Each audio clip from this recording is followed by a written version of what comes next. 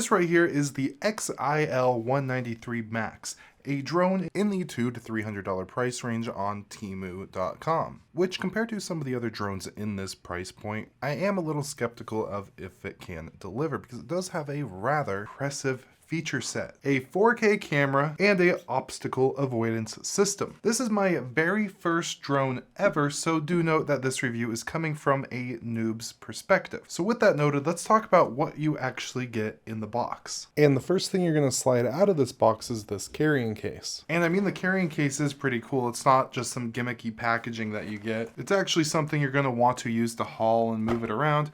And there's extra little pockets and stuff for if you have extra batteries, you want to have your manual in there or whatever. Actually opening it up, the first thing we're going to pull out here is the remote control that we're going to be using to fly the drone, and there is a place to conveniently place our phone. In this little box right here, we're going to have some replacement blades as well as a USB to go ahead and charge it up. It is a micro USB. And then this smaller box here is going to be our obstacle avoidance sensor. It's one of the more delicate items, so it is packaged pretty nice. And I would definitely not throw away any of this packaging. And then of course we have the drone here. Has some plastic on the top protecting it. Let's go ahead and peel that off. And then the drone just kind of unfolds like this. It's fairly easy to go ahead and unfold, but it does clip into place fairly secure. We have a grill on the bottom as well as some additional sensors. And on the butt end here we have our battery, which you can easily remove. We can see it's rated at 7.6 volts or 3400 milliamp hours. And I will note early on that you're probably going to want to get more than one battery if you do decide to purchase this.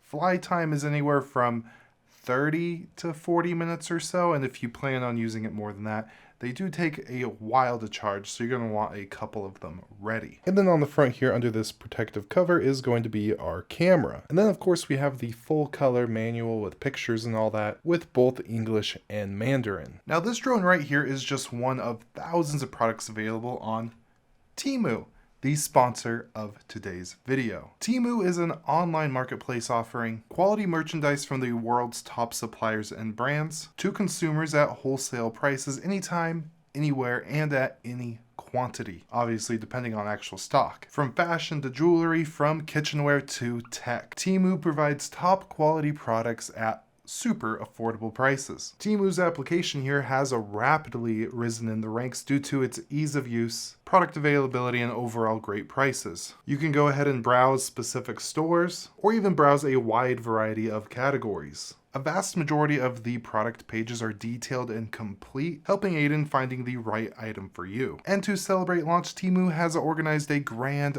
opening promotion for its customers. During this special promotion period, you could get up to 30% off of sale prices, which are already very steep. To get this massive discount, use the link down below and enter the coupon code READY652 at checkout. So again, big thank you to TEMU for making this video possible. Now, unfortunately, I don't have footage of this, but the very first time I tried to use this, I was inside. Something I would not recommend you do until you have some experience using the thing. I didn't give it enough clearance, so it clipped a light and nicked up some of the blades and took some of the paint off the wall with it. Now from there I decided to do the first proper flight, so I took it outside where I actually had some room to fly the thing around, and it did work out a little bit better, but first we had to get this thing set up. The first step was to pop on the obstacle avoidance sensor. It's technically optional, but I don't really trust myself as of yet, so I'm going to go ahead and use it. And then you go ahead and remove the protector that's on the gimbal camera here. Then you turn on both the remote and the drone. There's a button back here to turn on the drone. You turn on the remote right here. Now before the first flight, you must do a gyroscope calibration. It's actually a pretty easy process. You hold down one of the buttons, and then you hold it about a meter above the ground and you just give it a spin. You give it a couple spins. It's going to beep at you, and from there you point the camera down, you make it vertical, and you do the exact same thing.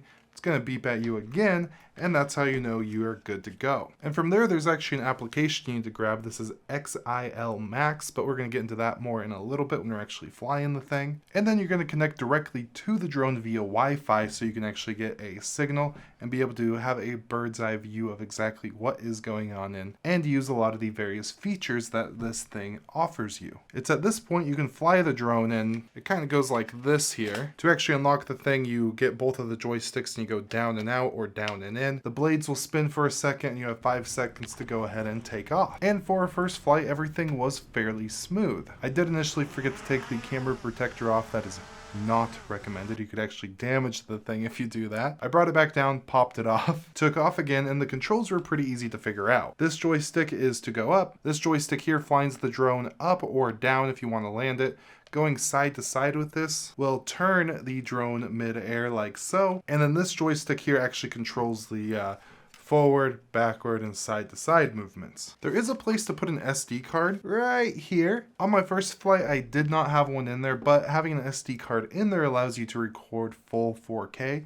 If you don't have an SD card in there, you can still record using just the application, but it is at a slightly lower resolution. Now, on my first flight, the main thing I noticed is how well this obstacle avoidance sensor works. When it sees something, it starts to slow you down, and if you get too close, it will stop the drone altogether, preventing you from watching $200 to $300 break mid-air. And it's kind of cool to watch because, for example, if you go this way, this will shift real quick over to the side, and vice versa. It keeps a pretty good eye on itself. Now, after my first very limited knowledge kind of fly around, I did get some moderately okay footage from this Safeway parking lot, and on a little road trip I actually did have an opportunity to quickly fly it out and check out a dam from sky view, so that was a fun little experiment. But it's at this point my knowledge was very limited to using the joysticks and this auto land button, and that's really about it. So I decided to do some more research and replace those blades that I tore up earlier, which is a very easy process. All these blades do have labels, so you do put it on the right spot,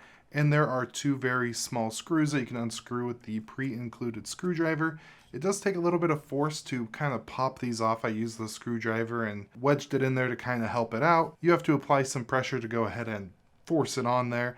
Screw it down and you're good to go. So with the blades repaired and my research complete, I went out for another flight to go ahead and test out some of the additional features. Now, for our second flight, I had the opportunity to experiment with a few of the additional features besides basic flight. First, something that is kind of cool is you can trigger timed images and video recordings with hand signals if you don't want to have a giant controller in your hand to do so. One of my favorite features on this device was setting up GPS waypoints for designated flight paths. You just open up the map, set your waypoints, and send it on its way. There are some movement-specific features such as up-away, GPS follow, orbit, camera flip, and spiral. I tried out orbit and it was working great, but the drone went a little further than I expected it to and was over a body of water and close to trees, so I got a little freaked out and had to come back home. It was super cold outside, so the battery started to get low, and when I tried to activate more of the movements and features, it gave me a low power warning and asked me to bring it back. To end off, just for fun, I wanted to check out what was on top of the subway roof. It wasn't very exciting, but doing little things like this is by far one of my favorite use cases for actually having a drone.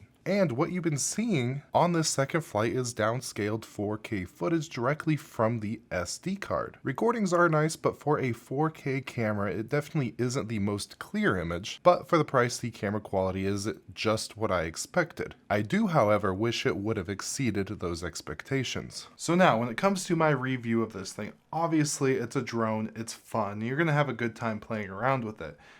For me, as somebody who's completely a noob, it is slightly of a steeper learning curve than I would have expected. I could tell reading the manual and trying to figure out some of the extra features, it kind of seemed like they were assuming you already knew what you were doing, which But luckily there are some other YouTube videos out there that I did watch that went more in depth into some of the features to help me learn how to use them, and I will be linking to those down below. So it's not going to be as easy to use and as simple as some drone that you're going to find in a Walmart case for 80 bucks. And it's definitely not going to be as advanced and precise as those $1,200 drones you see people flying around and whipping in between tight spaces and things like that. But I still really do believe that this is a good starting ground if you're looking to kind of get into this. You have slightly of a higher budget and you want some of those more advanced features such as the GPS waypoints, return to home, some tracking features, things like that. So if you are interested in purchasing this drone, again, there's going to be a link to TEMU down below.